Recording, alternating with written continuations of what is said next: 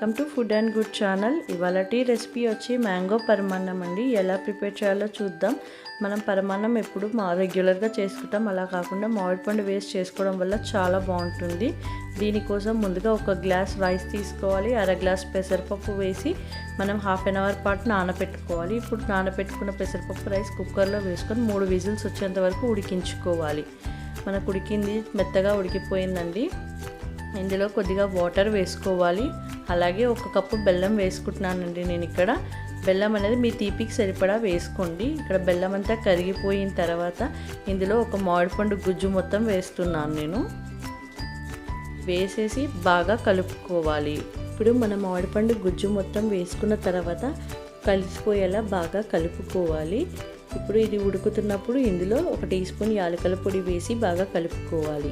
పరమాన్నం అనేది ఉడుకుతుందండి. ఇప్పుడు స్టవ్ పై ఒక ప్యాన్ పెట్టుకొని అందులో 1 స్పూన్ నెయ్యి వేసుకోవాలి. నెయ్యి వేసుకొని ఇక్కడ జీడిపప్పు, బాదాం, కిస్మిస్ వేసుకొని నేను ఫ్రై చేసుకుంటున్నాను. మనకి ఇవన్నీ బాగా ఫ్రై అవ్వాలి.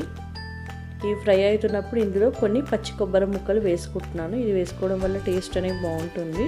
ఇవన్నీ కూడా ఫ్రై అయిపోయాయి. ఇప్పుడు మన పరమాన్నం అనేది ఉడికిపోయిందండి. ఇప్పుడు ఇందులో మనం వేయించుకున్న డ్రై ఫ్రూట్ ముక్కలు వేసుకొని కలిపేసుకొని మనం కన్సిస్టెన్సీ అనేది చెక్ చేసుకొని మనం స్టవ్ ఆఫ్ చేసేసుకోవాలి. ఇప్పుడు మన వేడి మామిడిపండు పరమాన్నం అనేది రెడీ అయిపోయిందండి. చాలా డిఫరెంట్గా ఉంటుంది, టేస్టీగా ఉంటుంది, కొత్తగా ఉంటుంది. మీరు డెఫినెట్లీగా ట్రై చేయండి. ఈ వీడియో కనుక నచ్చినట్లయితే లైక్ చేయండి, షేర్ చేయండి, సబ్స్క్రైబ్ చేయండి.